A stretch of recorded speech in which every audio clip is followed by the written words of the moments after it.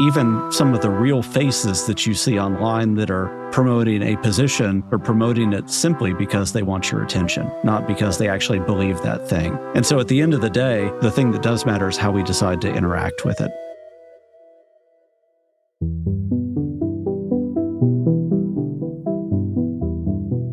Have you ever wondered if the person that you're arguing with in a social media comment section is really a person at all? Returning to our show is Perry Carpenter, a cybersecurity expert with 2 decades of experience, with a focus on creating human-centric defenses against social engineering-based threats. He came on our show last year for an episode called Artificial Unintelligence, where we discussed his book, Fake, F-A-I-K, a practical guide to living in a world of deepfakes, disinformation, and AI-generated deceptions. He also has a companion podcast called The Fake Files and a website, thedeceptionproject.com, that is about uncovering how truth is distorted by algorithms, by narratives, and by flaws in our own minds. Perry also fits in well with our show because he's a folklorist and host of another podcast called Digital Folklore that looks at online culture and the legends it creates. I asked him to come back this time to explain the phenomenon of social media bots and troll farms. Who might be commanding these faceless humans and robots? What might their goal be? And how do we tell the difference between a genuine comment or post and one manufactured with a particular objective in mind? Together, we discuss how bots and trolls are changing our political landscape, our emotional landscape, and the landscape of our future, and what, if anything, we can do about it. I'm your host, Chelsey Weber-Smith, and this is American Hysteria. I am so excited. I'm also chilled to the bone to welcome Perry Carpenter, who's been on our show before. We did an episode together called Artificial Unintelligence, which, according to all of you, you really loved. Awesome. So, Perry, thank you for being here. This is going to be a wild episode, I think. Yeah, I'm really glad to be here. I kind of hate that we have to talk about this stuff, though. I know, but I just knew that you would be the one I would like to talk with about this. I appreciate You're comforting. You're a comforting man to me. We can commiserate. Okay, so I got in touch with you because I have this bad habit of when I'm on social media, at this point, only Instagram is my only social media, and that's all I need, apparently, because it takes up too much of my time. But my bad habit is going to the comments section and reading everybody's fights with each other, right? It's like I'm addicted to this drama and this like outrage that I feel over these comments. I'm completely playing into all of the outrage culture that I don't want to be playing into, and yet I feel addicted to it. And so much of that is a lot of people responding to the comments that make me angry, you know, that are right-wing provocative comments. They make me mad. They make other people mad. And then suddenly people are saying, you're a bot. You're a bot. And then I'm like, is it a bot? Is it a person? And I can't tell what is going on. Yeah. So I wanted us to dig into that. And I think other people probably have the same questions and concerns. Okay. I have one question before we talk about bots. All right. While you're on Instagram, or for those listeners that are out there on whatever social media platform of choice they are partaking in, the question is, when you feel that, do you go in and comment yourself? So I'll ask you directly. Yes. You do comment.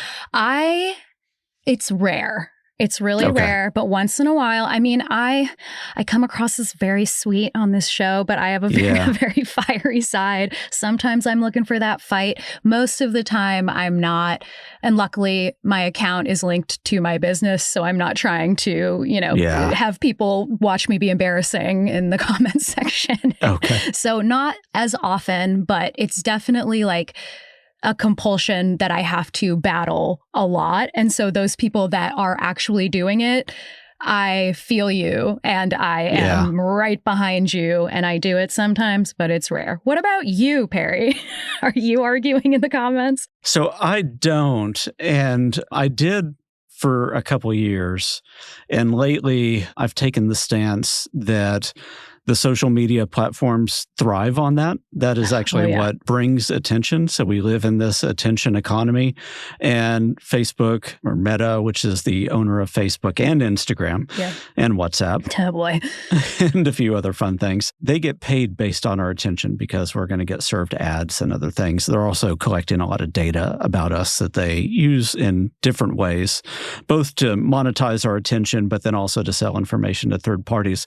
But the thing that I've come to realize is when we're clicking the angry face emoji or commenting on many of the posts that frustrate us or that we're trying to bring correction to, sometimes it only brings the wrong kind of attention to that because it pulls all of our network over to that post because they're like, oh, American Hysteria commented on this or reacted to this. They may never look at your comment. They might look at the original post and be sold a lie. And that's the thing I'm always afraid of, or get brought into the conversation and get persuaded by another comment.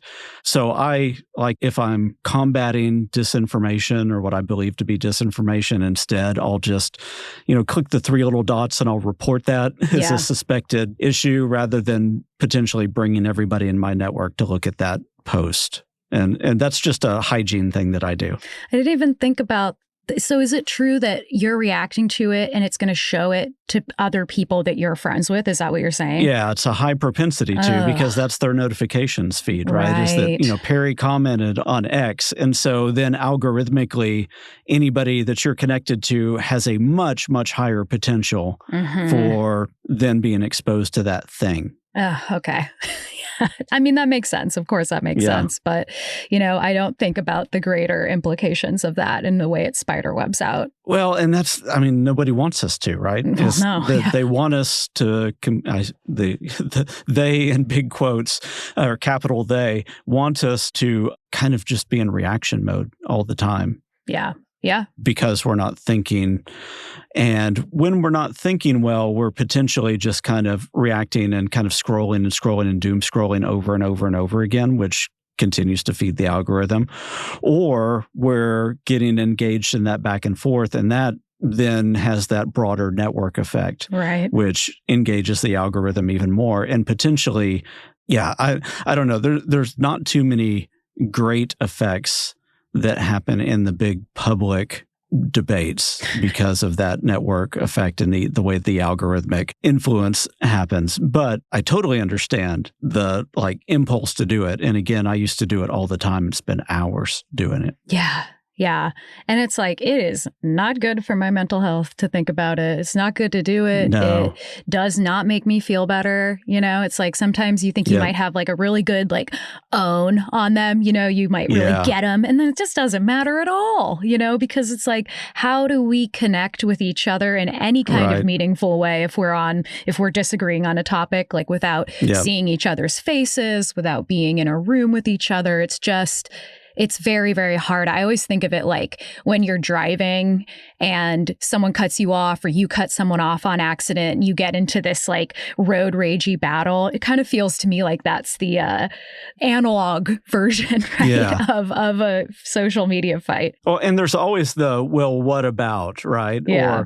Or, what about this other thing? Always that. Or the evidence that you bring is dismissible, or there's well, you said this, but let me find this other case that kind of negates that, or is the opposition side doing the bad thing? So let me show that to you. There's always going to be a counterpoint that either tries to directly contradict it or try to go around it and just create frustration. And, Perry, you're like me. We're both kind of in the folklore world, at least part of the time. And it feels like we know that it's a losing game to try to come to someone with information that contradicts their point of view if they're so deeply rooted, because there are studies that will tell us that it actually makes people dig into their point harder when you present evidence to the contrary, which is maddening. They definitely do. It's a very unfortunate part of the, human condition. But, I think that it just goes to show that these arguments we're having in the comment section, we are not going to be getting anywhere, at least not anywhere we really, truly in our Probably hearts not. want to go. But anyway, all right. So we're going to be talking about bots. That's the main thing I want to talk about. We're going to get into some trolling stuff because those things are kind of intrinsically related to one another. So if I were to ask you, the best place to start talking about this phenomenon of social media bots, is it better to start with a little history? Is it better to start with what is a bot? What isn't a bot? Yeah. What do you think? Your call. Yeah, let's define terms first. Let's define terms. I love it. Yeah, then we can talk about how that plays into past and current affairs. Okay. So a bot, just think about it as a program that can kind of run by itself. So it's not a person at a keyboard doing something, but a person at a keyboard can launch the thing. Yeah. And then it can monitor social networks and it can be attached to certain accounts. One bot could also be attached to 100 accounts if you wanted it to. And so the main purpose of that is to, of course, read posts or read comments and then reply to those in a way that the bot owner or bot programmer wants them to, which is usually expressing a view or, something like that. The other thing that you mentioned, which is a troll, we have to realize is like a human being sitting at a keyboard that is there amplifying an opinion or engaging in an argument. And if anybody saw the new Superman movie, you actually saw that. There was that scene a couple times where people were walking through this interdimensional space and you had all these monkeys on keyboards and they were literally just, typing outrage posts over and over and over again about Superman. Wow. That sounds cool. And that was really just trying to show what a troll farm is. It's this outrage factory that's just there. And many times they're paid. Sure. They do not even believe most of the time the things that they're posting because they're hitting the point in one account and the counterpoint in another. The view and the opposite view. All they care about is sowing division rather than amplifying the idea. Unless they're being paid by somebody that's there just to kind of create that chaos in one way or another or to prop up an idea. Okay. So I'm just going to give like a hypothetical experience that I've had. All right. So I'm looking at a political post. Maybe I'm on Democracy Now! I don't know. I'm looking at a political post. I'm scrolling through. I'm looking for my outrage fix. And I find a comment that looks like it could be written by a person, looks like it could be written by a bot. Is there a good way to tell the difference between those two things? Is it more likely to be a troll? Or a real person, of course. Yeah. But if we're thinking of, troll versus bot, is it more likely to be a troll if that conversation is continuing? Like back and forth, or are bots able to do that now? I'm glad you asked that question that way. Because when we flash back and think about history, right, we know that certain programs have changed over the past few years. Like artificial intelligence and large language models can make things much more conversational and feel more human than they did before the end of 2022 with the advent of ChatGPT. So prior to 2022, you would see kind of very stilted text a lot of times. It's like, pre-generated phrases that would be posted over and over and over again. And you'd see the phrase, the same phrase or the same hashtag over and over and over again from account to account to account. So that became something that was trackable and something that was very predictable. Large language models change a lot of that because if somebody built a really good bot and uses a large language model to power that, then it can feel much more conversational. However, many of us have also seen a lot of text that's been generated by large language models and can see some of the, I'll always say, potential tells that are there, like language patterns and things like that tend to come out. And so sometimes you can tell.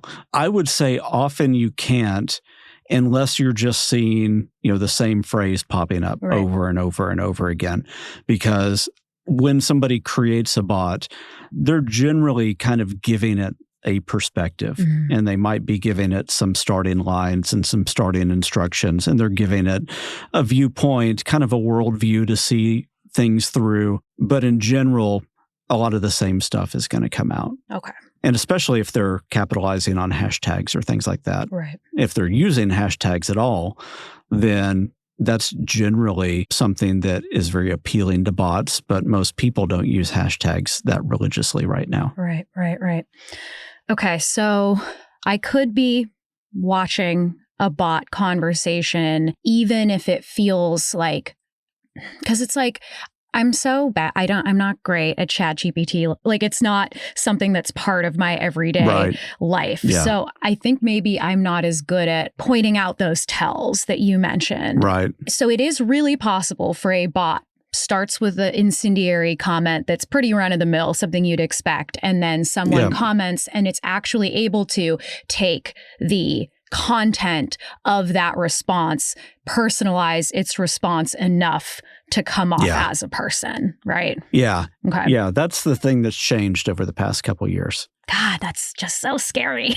Yeah. And then you can do that kind of infinitely at scale. So the bots can be as effective as trolls used to be. Wow. So they can be very, very human in the way that they interact. And if the bot owner is a really good technical developer of that, they could even do things that humans would do. Now, this is going to be like a very much of an edge case, like a 1% case, but you could develop a bot that would do that response. And then whenever it comes to a point, so it reads a comment that it wants to respond to, it could be as sophisticated to look up that account, look at some of the information related to that, and then make some comment about the person based on the account that it looked up. Oh my God, like it could go in and insult you. Like based on what you have on your profile. But you said that that's not as common or very uncommon. It wouldn't be as common. Okay. Yeah, it's going to take a deeper developer mindset. Okay. I mean, it's easy to do right now, but you have to think that way. Right. And you have to figure out like how to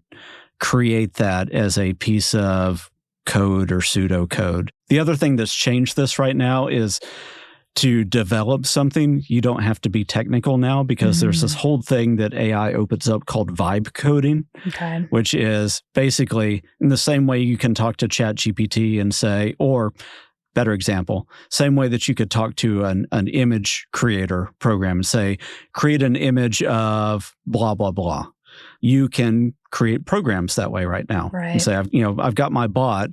What I want my bot to do now is just to look up the account that it's replying to and find something interesting to insult about their profile picture or their past 10 posts. So you can do that really easy right now. The difference between people that do that and don't is just curiosity and persistence. Okay. See, that was where I was like, I feel like I can tell that this is not a bot because there are like personalized insults in there, but it sounds like, and I'm guessing that we're not that far away from that being much more common than it is right now. Yeah, it'd be much more common. I think your instinct right now, though, that if somebody is doing kind of that, I'm going to use the word not in the social media context, if they're doing that trolling when they're looking at your account and then finding things out about you and go, well, I see that you have posted about this. And so therefore that invalidates your point about this other thing. Yeah. My favorite is when they're like, your art sucks. You must be a bad DJ. Right. So if you've ever, this is a little side trail though. Sure. But for anybody that uses ChatGPT or something, you can give it like a link to your Instagram account and you can say, roast me based off of that. So, oh my God. And people do that for fun every now and then. So you can imagine if you can do that to yourself, somebody can program a bot to do that to you. Oh, sure. Then do that in a much less playful way, in a much more hateful way. Yes. More after this. And now back to the show. So, okay. Now we've kind of got like the bot thing figured out a little bit. Let's move over to, before we get into more detail about bots, let's talk about troll farms. Can you give me kind of the overview of what that looks like? Because I know some, I obviously have come across this. I know some things about it, but I don't really know like the ins and outs and like the everyday life of a troll farm, right? So Yeah. what is it like? What are we dealing with here? Well, I mean, it could be anything from a, massively organized campaign with paid members and, kind of the equivalent of people sitting in cubicles doing things. Right. And just like, hey, your job right now is to go on and take the far left position on topic X. Yeah. Your job over here in this cubicle is to take the far right position on topic X. And here's the 100 accounts that you're using, and here's the 100 accounts that this other person is using. So it could be that. The thing that was interesting that people found out in like the 2016 election timeframe is a lot of the stuff going on then with some of the troll farms were operated out of Macedonia. Okay. And there were a bunch of teenagers there that they were taking all sides on different things and, being extremely trollish, but they were doing it for click revenue online. Yeah. So that like if somebody clicked to buy a piece of merchandise that supported candidate X, then they were getting it for that click revenue. They didn't care about any of the positions. What they cared about is the monetization of the click. Right. So you have everything from that to nation states like Russia and China that are doing that to destabilize the political infrastructure of any country that they see as adversarial, which is going to be all other countries, to people inside whatever country, for the sake of argument, the U.S., that are trying to prop up a political agenda by over kind of pushing one side, pushing the noise of one position over and over and over again. And then if they are taking the opposite position, they might be intentionally taking that opposite position in a very foolish way. Right. So that other people could go own them. Oh, okay. So you always have to think about like, what is the motivation and how would you do it if you had infinite money? Yeah. So just on what you said there, someone might take a foolish position knowing that more people will interact with that foolish position to like own the original comment that is just there to make you engage. Yeah. Oof, layers. Yeah. Yep. And a stupid but non-threatening example of that is you may have seen like on YouTube or TikTok where somebody does a video and they make a slight mistake on a pronunciation. Yeah. And they do that just so somebody will comment to correct them because the comment, ups the algorithm. Yeah. So now imagine that like in a political context when somebody makes a foolish argument about something so that 100 people jump in to correct it. Yeah. But now you get information about everybody at that point that's jumping in to correct. So you might be able to do something interesting there. Or you can now start to, populate some other ideology. Okay. So listeners, anytime you hear me mispronounce a word, that's what I'm doing. I'm not just being stupid. Yeah. There you go. It's all intentional. It's for the algorithm. Oh, this is already so crazy. So we have troll farms. We're looking at like a lot of times a bunch of people sitting in cubicles getting some kind of assignment, whether it's a left-wing type of comment or a right-wing kind of comment. They're going out, they're engaging with posts, and they're usually making money through the click rate. Is that still what's happening in the modern day? Yeah. Well, so yes and no, right? Okay. When you've got the troll farms, they could be in cubicles or they could not, right? Okay. They could just be people doing work from home as well. But think organized and you're contracting with a bunch of people to do it. Okay. Or you are organizing, and maybe you're not paying people, but they've signed on because they believe in a certain ideology. So for them, it's a grassroots campaign, and they're volunteering their time for that. So all that can happen. So there is volunteering happening here too. Okay. Yeah, there could be volunteering that is happening. Okay. And when we talk about some of the examples of these before, like in the 2016 timeframe, people may remember people talking about the Internet Research Agency, I believe is what it was called, as the Russian troll farm that was out doing lots of things. That's much more like the cubicle farm type of thing. Now, we did have, and I don't want to get all into the current politics of it. But back in 2021, there was a troll farm that was sponsored by Turning Point. Wow. Yeah. Imagine that. Exactly. And they had different operatives that were posting political content under fake names, using stock photos as their images.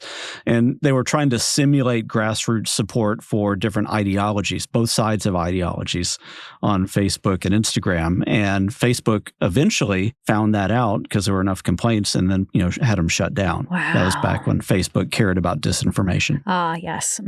Yes.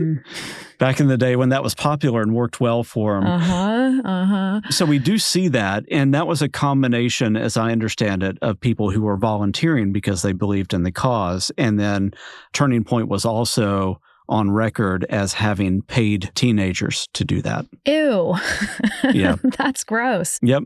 Okay. So in this case, and I imagine in other cases, we have people who are creating controversy themselves. Are they, like in this case at least, was Turning Point the people working on that project? Were they creating more positive right-wing posts and then more negative left-wing posts, like the content of the posts, like, oh, they're inciting violence, whatever? Was it more that they were doing that, or were they also doing that on the right wing because they just wanted to generate more attention? Does that make sense? Yeah. It's kind of unclear for me. So I just pulled up a Politico article that's talking about it. It says they had these seemingly to create the perception of widespread support for their narratives by leaving comments on posts by social media entities and public figures, and that they were using thinly veiled personas, such as tweaking real people's names to bypass Facebook's filters. And so the other information that I'd read on this was that they were taking both sides of different issues, but they were doing it to prop up the ideology of a central issue. Right. Okay. I believe at that point it was around coronavirus narratives. Okay. That makes sense. I think that does make sense to me. Okay. So that was a better example of more of a troll farm. Yeah. Right. Okay. Yeah. Whatever. I know that might not be the perfect name to call it, but. Well, anytime you're talking about people who are on task to spread a narrative, I think that we're fine calling it trolls. Okay. Great. And especially if they've been reached en masse as a group, then we could legitimately call that a troll farm. Right. Now, when we put this in perspective of bots and trolls, you have to realize that the idea for both of these is like amplification of a narrative. Right. Right. Is you want to amplify a narrative beyond a single voice or beyond a single, handful of voices. You're wanting to get thousands or hundreds of thousands of these behind it. And so the only way to do that is through automation with bots, right, or through conscripting people with troll farms. And so you can see how those work together. And typically they do literally work together.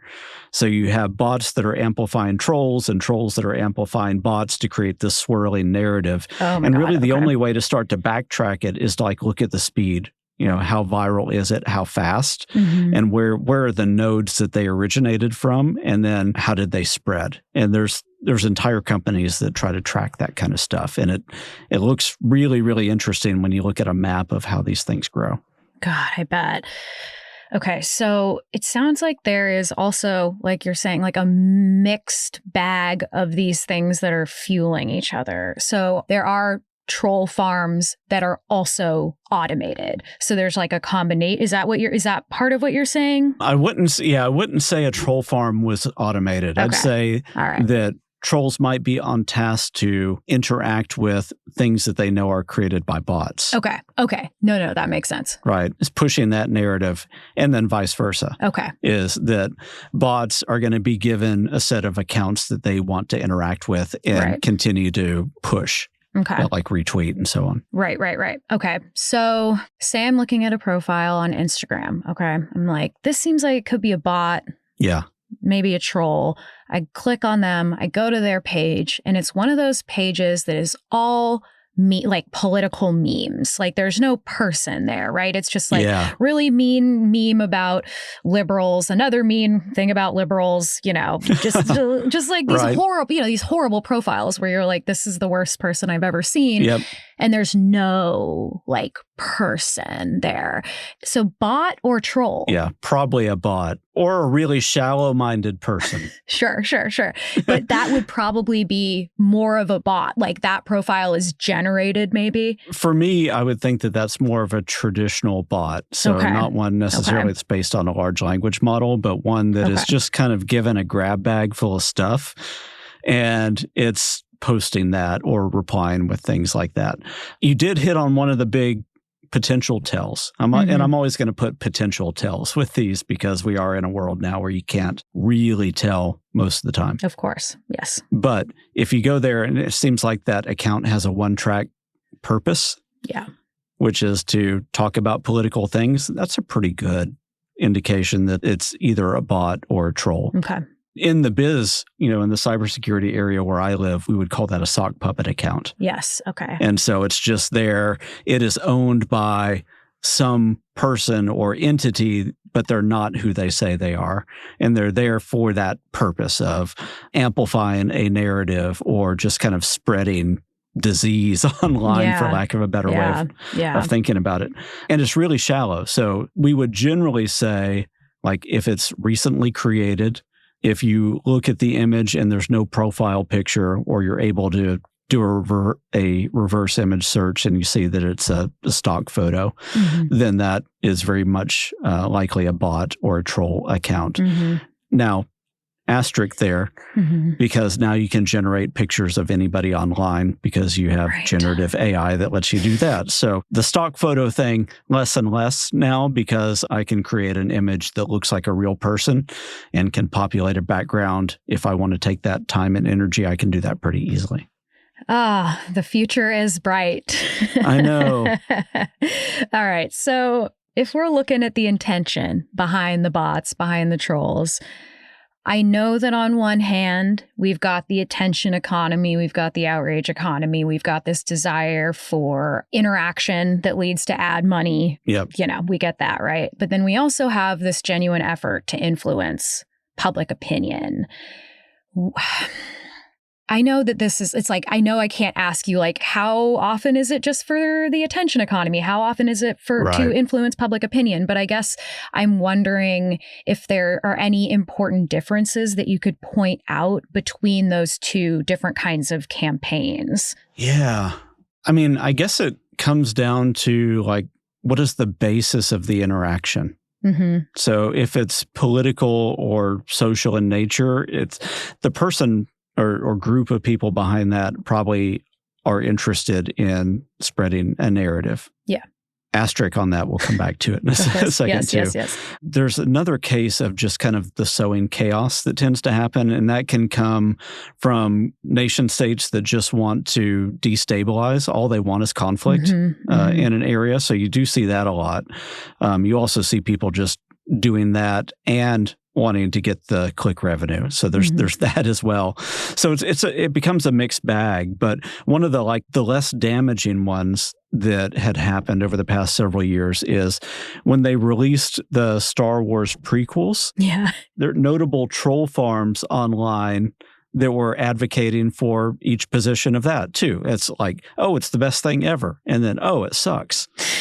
And so you can think of it, Taylor Swift just released a new album, and you can kind of see everybody online going, oh, it's great, or oh, it sucks. Oh, she's fantastic. Oh, she's sold out. Sure. You have to imagine that a good amount of the accounts that are doing that are not doing that out of a genuine perspective that they have. Right. And I would say even some of the real faces that you see online that are promoting a position for or against are promoting it simply because they want your attention. Right. Not because they actually believe that thing. Right. And so at the end of the day, whether it's a bot, whether it's a troll, or whether it's an influencer needing your attention, sometimes it doesn't really matter.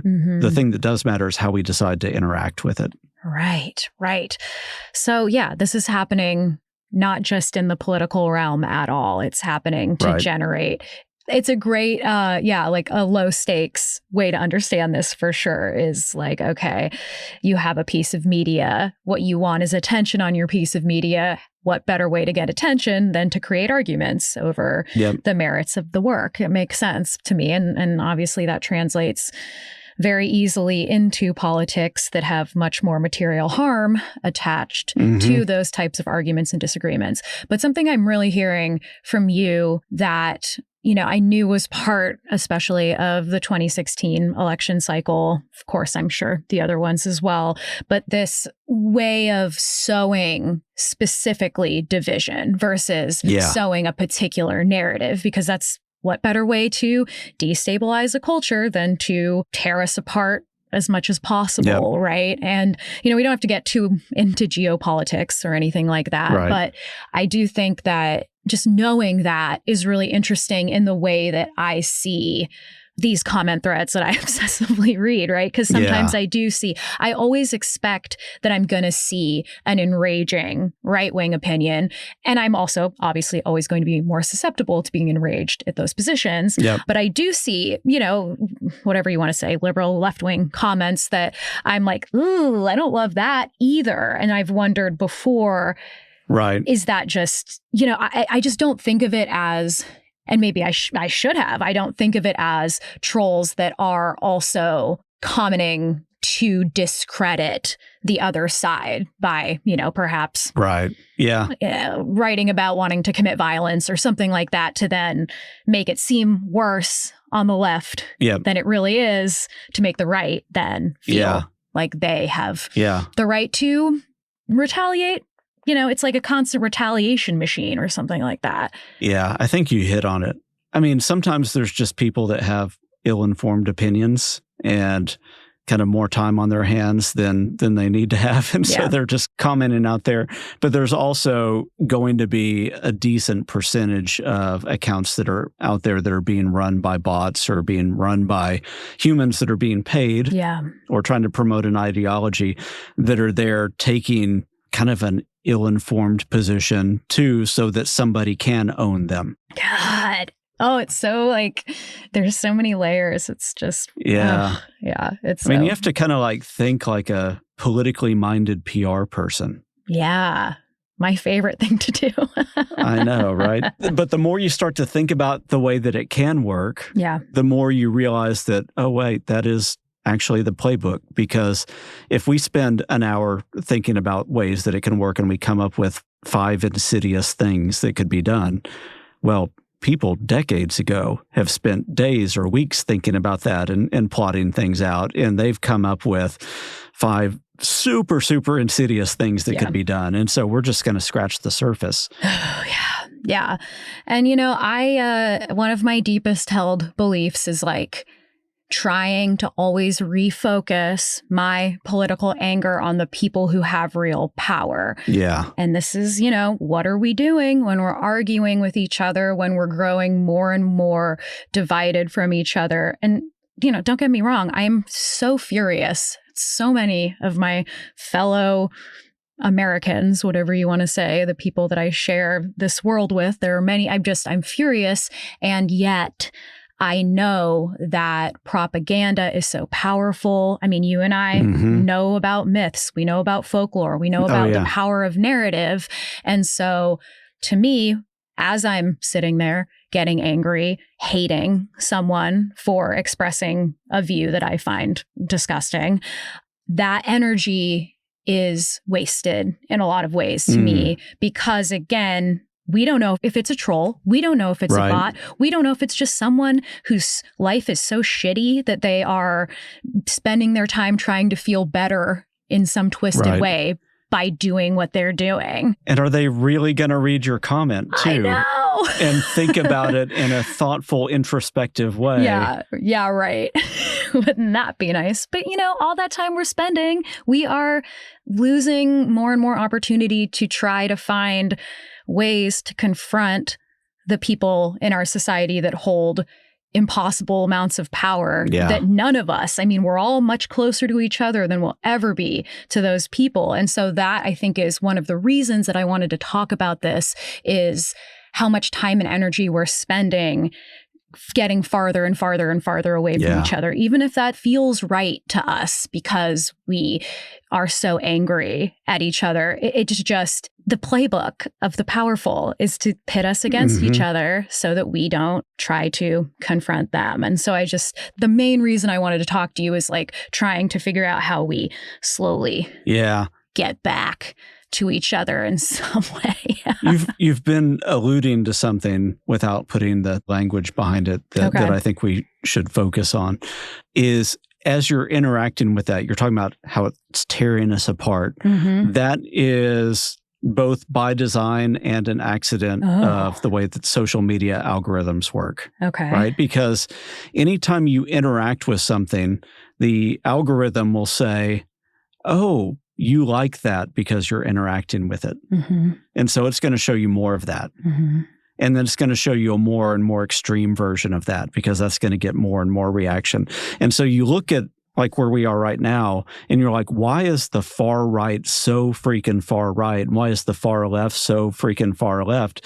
It's because algorithmically, each side starts swirling the drain as they interact with different things on social media, because the algorithm is designed to kind of swirl you down that drain. Yeah. Now, that swirling, I don't think was originally intended or thought about in that way, but that's definitely where it's taken us.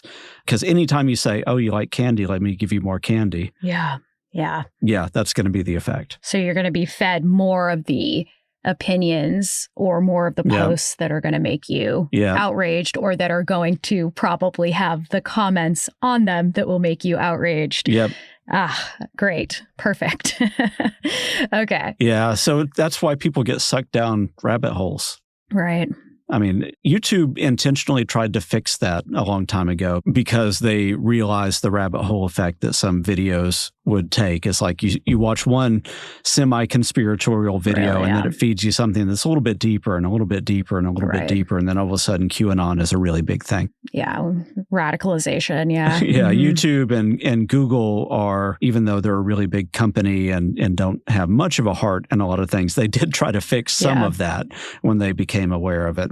Meta is not doing a great job in addressing that right now. No, it doesn't seem like it. And I don't think TikTok does great either, because all you have to do is spend a microsecond looking at something. It's like, oh, you like that? Let me show you 10 more. Yeah. Yep. I don't know a lot about TikTok. I just was like, Chelsey, you can't have another one. And so I didn't. More after this. And now back to the show. Let's talk about now, if you will. I know this is, again, going to be hard to generalize about, but who is behind the bot farms? Who is behind the bots? Who are behind the troll farms? You know, I know there are many varieties of folks that I'm sure are pulling those strings, but I'm interested in your like first thought, best thought on that question. Anybody with a political or monetary agenda. Okay. So that really opens it wide, right? Yeah, but it could be anything from a political campaign that's trying to simulate grassroots support for something, to a political action committee, to legitimately somebody who's just got a special interest and a couple $100 bid up a bot farm or pay a bunch of trolls if we wanted to sow a narrative. So wait, just let me stop you there just for a second. Yeah. So like, say I don't know, I want to push my candidacy in the local government of, you know, something like that. I can go to, is it a website? I mean, this is really showing my ignorance, but can I go to like a website and be like, hey, I need some bots? Like, how does that work? Yes, actually. Okay. One bot, please. Yeah. No, so there are a bunch of dark web services, or, you know, it doesn't even have to be on the, you know, actual dark web, but we'll just say dark services that are out there where you can essentially buy or rent the infrastructure to send out a bunch of bots. So that is definitely a thing that's possible. You could also, you know, subscribe to a really questionable PR company that does the same type of thing. I see. Okay. With like a little wink, maybe. You're like, okay, all right, exactly. Gotcha. Okay. I mean, we saw that some similar activity with, there was a oh gosh, was it Blake Lively and Justin Baldoni? There was a big thing with them. And the PR company that Justin Baldoni had hired essentially is doing a lot of these dark PR types of things. And you can assume that they had bots and trolls that were part of that as well. There's a lot of seeding of narratives, but it feels like, based on what I've seen, that there were probably some of that, bots and trolls going on as well. And I know that also happened with Johnny Depp, Amber Heard mess. That there's a great podcast about it for anyone who hasn't heard it. It's called Who Trolled Amber. Recommend that. And that's very much about, that's kind of where I first started to get interested in bots. So just as another thing for y'all to go and listen to if you want to. But anyway, okay. Well, and it's lower stakes than the political stuff, but it's heart-wrenching to hear the personal toll, right? Yeah. Yes, but it is. It's this thing that it helps you understand. Yeah. So to get back to where we were, you said, you could pay a company if you wanted to. What else is going on with this? I mean, from my perspective, it's like a company could do that, trying to really promote a product. A nation state could use it to promote an ideology or simply sow division. A PR agency could do it, or you and I could start to do those things. It's all going to come down to, like, what is the motivation? What's the ideology, or what's the purpose behind it? What is the legality like for something like that? Is it just something that you'll get in trouble for on the platform? Are there any laws around that type of propaganda spreading over social media? Or is it just, is there no regulations there? I'm not an expert in that area, so I'm not going to claim to have the definitive answer, but I think it's murky. Okay. Because it's so popular right now by agencies that are semi-legitimate. I mean, we did see the Turning Point, accounts get deplatformed back in 2021 because of that. I've not seen or heard of real deep prosecution related to those things, unless it's a personal indemnification type of thing where you're, libel or some kind of slanderous type of thing, or unless you're in a very flagrant way, degrading the intellectual property of an organization. You're making them lose business, then there might be some tort that could come out of that. That makes sense. But that's going to be all your standard, false representation legal stuff that comes. You may end up with if you're using hacked accounts or you're doing some really shady internet stuff with it, you could end up with some Computer Fraud and Abuse Act violations that would come into play. But you have to always have somebody that's willing to prosecute those things and to make the point. And in a lot of cases, unless somebody is physically hurt or a company loses a ton of money, they're not going to do it.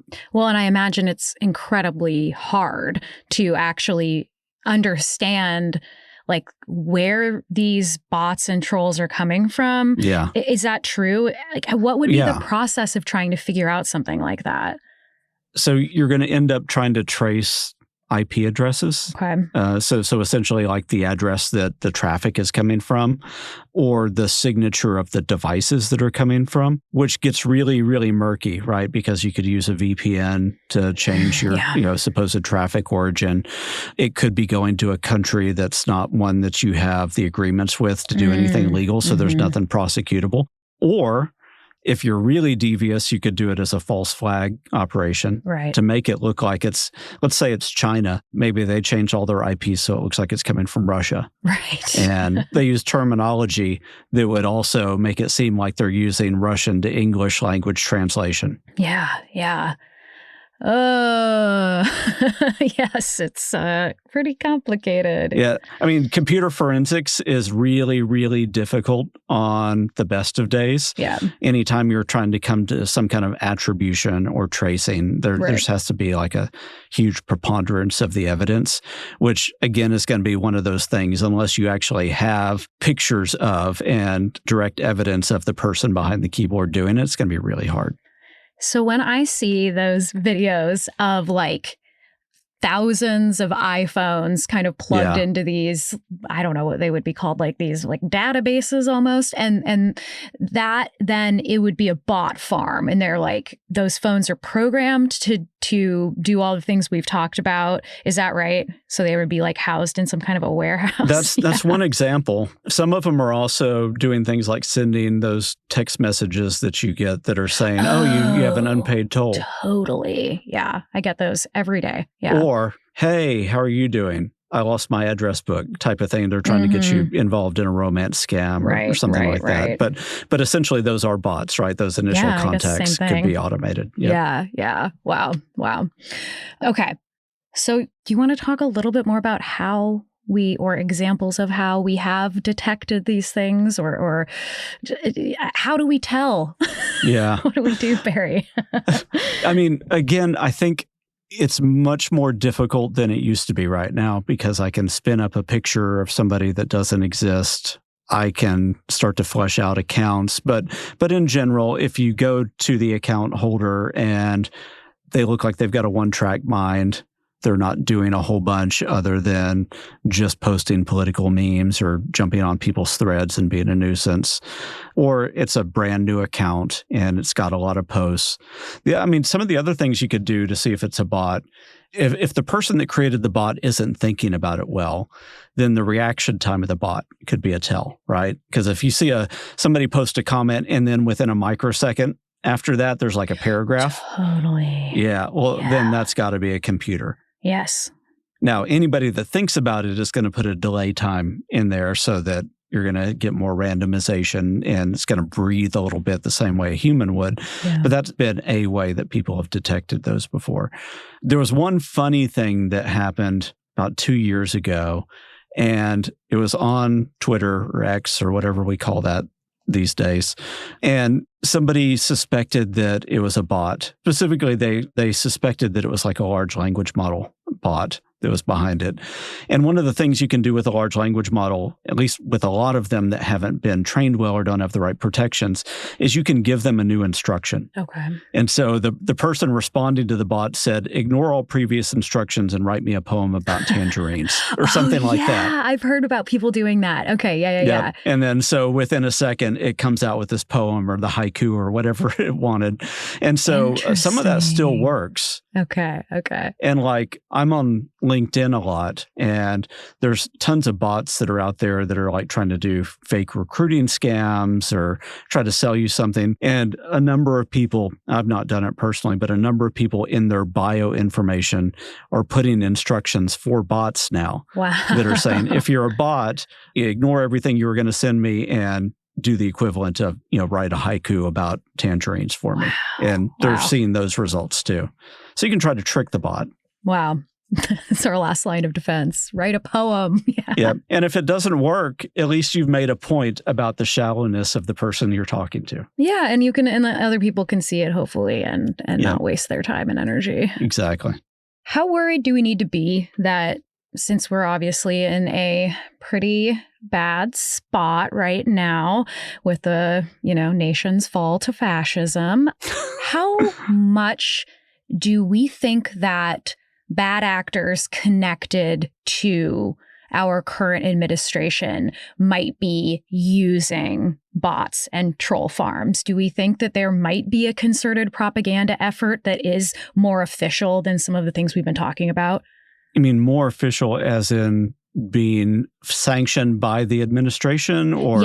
Yes. Whether or not we would be able to, I don't know. You know what I'm saying? It's like, I don't know if people have I don't know. Yeah, I've not heard any specific ponderings about that. Okay. But I mean, it's certainly within the realm of possibility. Yeah. I mean, we've got, the whole issue with the Pentagon from a few weeks ago where they basically said, here's the way of doing things if you want to report on us. And right. Essentially they're trying to create a ministry of truth with that. So you can imagine that anytime you're trying to create a ministry of truth, quote unquote truth is in big, heavy scare quotes. Sure. Then you're going to try to find a way to amplify your particular point of view. Right. So you could be creating the equivalent of troll farms just by telling everybody within your caucus, hey, here's the talking point today. Yeah. And you do see that, right? Yes. Because we recently had the No Kings rally,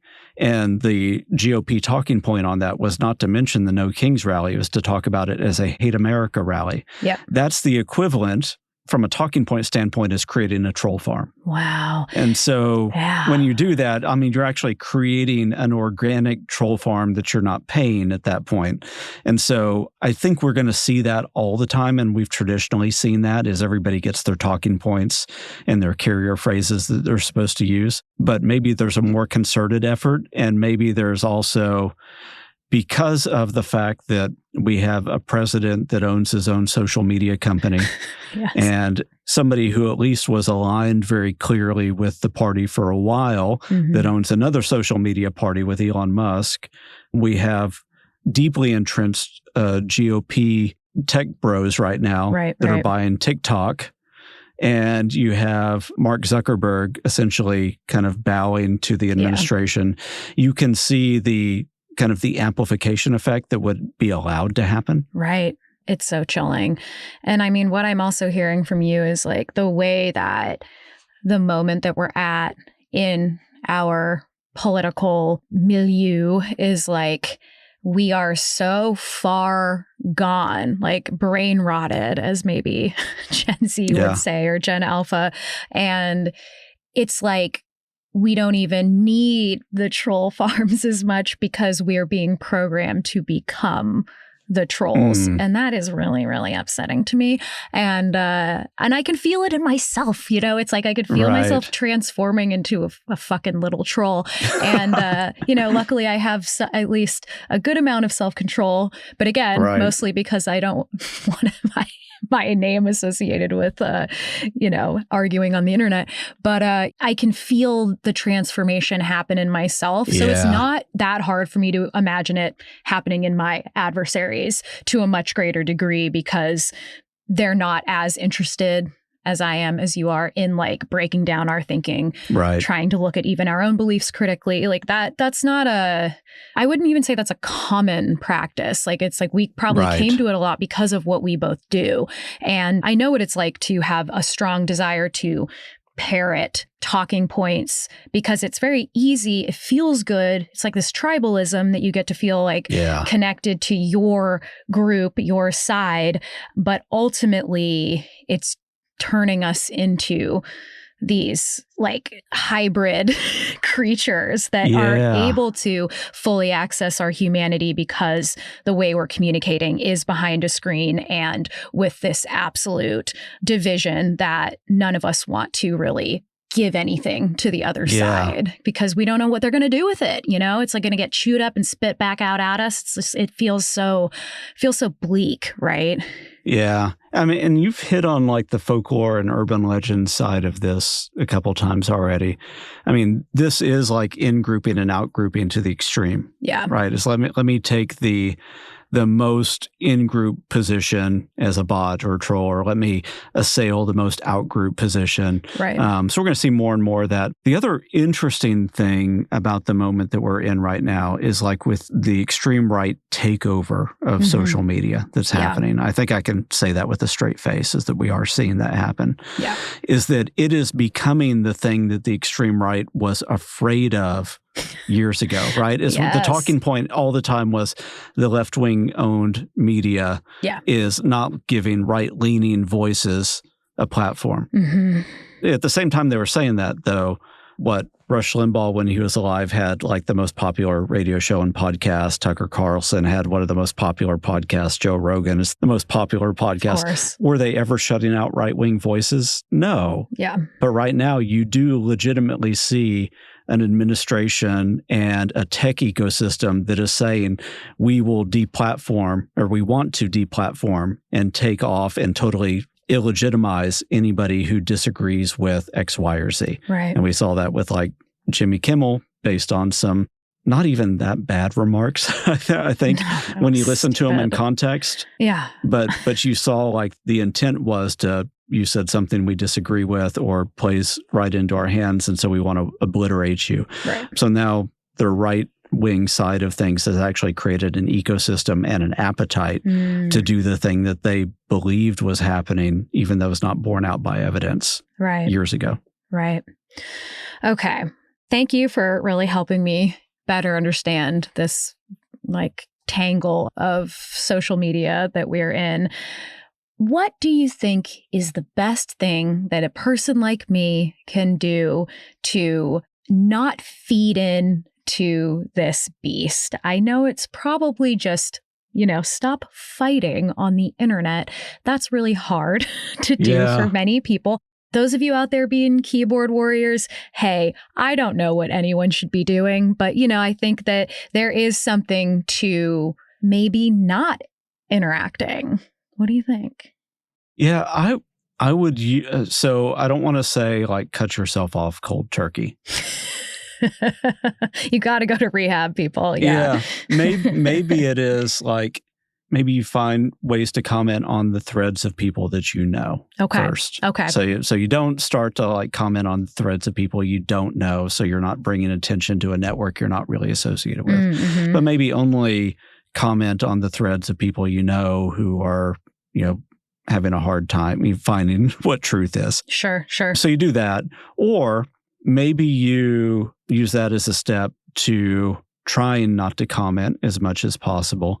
And then just going to the comments for guilty Schadenfreude or guilty, guilty pleasures. You're looking at it going, I can't believe all these people are doing this, and trying to look at it more forensically. Ooh, okay. The way that you would examine a true crime type of thing. Okay. So if you're going to put on your true crime podcast hat and say, I wonder what's going on in this thread. Mm-hmm. Why does this person have this view? Why does this other person, why are they riling up? And is this a real person or not? Just start to ask those skeptical questions. Yeah. I think that would be that's actually the way I do things right now. And I still find myself getting really mad and really frustrated, but I don't feel like the obligation to see if somebody's replied to my reply of their reply of their reply of their type of thing, which is where you end up losing a couple of hours. Yeah. And then you're waiting for the response, and it's not good. It's not good for us, everyone. It's go outside and take a walk. Yeah. And maybe sometimes take it to the DM, right? If it's somebody you know. Take it to the DM, yeah. Yeah. If it's somebody that you know or somebody that you thought you respected that's posted, maybe you don't even really know them in real life, but it's a figure that you thought you respected. Maybe don't comment on it, but send them a DM. It says, man, I'm really disappointed in your perspective on this. I hope you hear me out. Here's what I have come to believe about this. And give a well-reasoned argument. But at that point, you're actually trying to have a conversation with somebody, not make a public spectacle. Yeah, or own each other, right? Yeah. Right. It's you hear own in the libs. And you may still get a really bad response or no response out of it, but hey, you've tried. You've taken it to a more human level at that point. Yeah. And there is some, at least you can feel that you've made an effort rather than a quippy gotcha, which only goes so far into really just making you feel like you've won something. And I get that because it feels like we're fucking losing. And so it's I really get it. But in terms of being realistic about what our goals are for each other and for figuring out how we get through this, I think that, what you're saying, just looking at it forensically, I think a lot of the reason I go there is I see a post, I'm I want to know what the other side has to say about this so that I can understand the thinking. I usually don't understand the thinking after I've read it. And I think one of the reasons I really wanted to do this episode, it was to hopefully help people understand that being on social media and being in the comments isn't necessarily a good way to gauge an everyday person, even an everyday person who leans right. It's not a great barometer to understand the individuals that make up a movement. It seems like it's a better way to see what the powers that be want us to think the conversation is. And so I think it's just when we're in the comments, just deep breath and remember that it's not actually a great way to try to understand the people that are your quote unquote political opponents. It's an easier way to understand the people who are your truest adversaries, which are the people who have power to actually change things in the country. Yeah, exactly. So couldn't have said that better myself. One of the things we're learning with this current administration and how radical they are being in certain things is that there's a decent amount of voters that don't feel like they signed up for that. Oh, yeah. And so the vast majority of Americans are not polar opposites of each other in beliefs. There's a big, messy middle, and then people that are sidetracked or attached to a couple different issues strongly enough to make them vote one way or another. Sure. And that could be like a moral issue. It could be an economic issue. It could be a global political issue. But they attach themselves to that one or two issues, and they feel like one candidate is going to realize that or help them realize that more strongly than the other. Yeah. And then you've got some people that are just like diehard one way or the other. And we definitely see those. But I think that's like the 10, 15% on each side. And everybody else, like, they just want to freaking live. That's exactly right. I did hear some statistic at some point that like the most radical 10% on either side control the conversation. And I do think that and maybe that's not even real people, right? The radical people. But I think that I take a lot of comfort in the fact that we don't really know the percentage of people that are even on board with this administration at this point, because we have such low voter turnout in the United States. So there's huge swath of the population that maybe doesn't even pay attention to politics because, I don't know, they have to figure out how to survive in this economy, right? So I take a lot of comfort in being like, okay, we've got 30%, 35% of the country who did vote for Trump. What percentage of those people are diehard, cult-like followers? Right. How many of them are just, because I meet Trump supporters, I talk to them, I despise many of the things that they believe in, but face to face, we can have conversations. And I usually see you're not this like rabid person that these bots, these trolls, this very small percentage of supporters actually are. And I think if we can approach each other a little bit more like that, then, only good can come of it. I don't see a negative side to it. Or else I don't know what happens. You know what I mean? If we continue to see each other the way that we do right now. Yeah. And I think being online, like communicating through a screen, naturally robs people from their humanity and their identity. And so you don't have a real discussion with somebody in the comments, or you rarely do, unless there's some bit of humanity that you can attach to that person. Yes. Mm-hmm. Otherwise, you do end up like you speak in comments, not you personally, but people tend to speak in comments in ways that they would never speak to somebody right in front of them. No. And you don't see that. Sure, once in a while. How often do you see people getting in a political argument in real life? It's unless there's a context. Okay, we're at a protest. Yeah, fuck yeah. But, otherwise, it's not, you're not fighting the person at the grocery store. You're not, even if you see someone wearing a Trump hat or you see someone wearing, I don't know, some leftist slogan, people just pass each other by, we just pass each other by. Not all the time, not, but it's just a completely different reality that we now have put before our actual material reality. And I do think that is at the heart of all of this. Yeah. And it's heartbreaking. And I think the bigger question is, and this has nothing to do with bots or trolls or anything else. Okay, that's all right. But like when somebody does have one of those, like somebody legitimately has one of those opinions that is being amplified by a bot or troll or, so polarizing, the human conversation is like, how do you get there? Yeah. Like what brought you to that opinion? And again, if we're going to look at that forensically, then we're probably going to find some kind of pain, some kind of hardship, some kind of misunderstanding or family trauma or history. There's going to be a perspective that in their mind, having that view makes them the hero of the story. Yep. And I think we have to figure out, like, how do we abstract ourselves and ask those questions without all of the emotions that would make us tear that person's face off. But like really, really get to the heart of it. And I don't know the answer to that. No. And I think, all we can do is keep asking questions about it and not let the bots and the trolls completely take over and replace our human soul.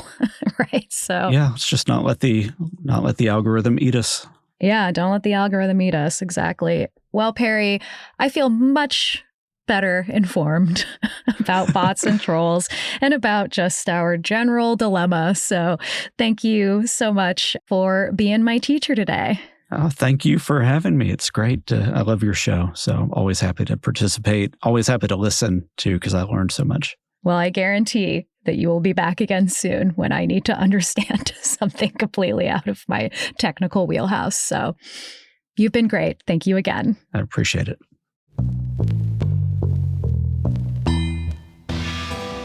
This was American Hysteria. Make sure you get a copy of Perry's book, Fake, F-A-I-K, a practical guide to living in a world of deep fakes, disinformation, and AI-generated deceptions. Link in our episode notes, and make sure you subscribe to his podcasts, The Fake Files, also F-A-I-K, and Digital Folklore. And check out his website, thedeceptionproject.com. If you want to support American Hysteria and help make sure that we can continue making it, go to patreon.com/American Hysteria or subscribe on Apple Plus. You'll get ad-free episodes as well as bonus content like Hysteria Home Companion, the other podcast that I do with our producer Miranda, where we tell you stories related to the topics we cover or stories that we just know that you'll love. That's patreon.com/American Hysteria or subscribe on Apple Plus. If you go to AmericanHysteria.com, you can pick up some of our merch. 100% of our profits go to the Samir Project, a Palestinian-led mutual aid group who are on the ground in Gaza delivering food and supplies to displaced families. You can also leave us a message on the Urban Legends hotline about a tale that you remember from growing up or one you've heard recently, and we might do an entire investigation about it. Again, you can find both of those things at AmericanHysteria.com. You can also follow us on Instagram at American Hysteria Podcast. And a really great thing to do for our show that's also really easy is to leave us a 5-star review on whatever app you use. American Hysteria's producer and editor is Miranda Zickler. Our associate producer is Riley Swedelius-Smith, and I'm your host, Chelsey Weber-Smith. Thanks, as always, for listening, and I hope you have a great week.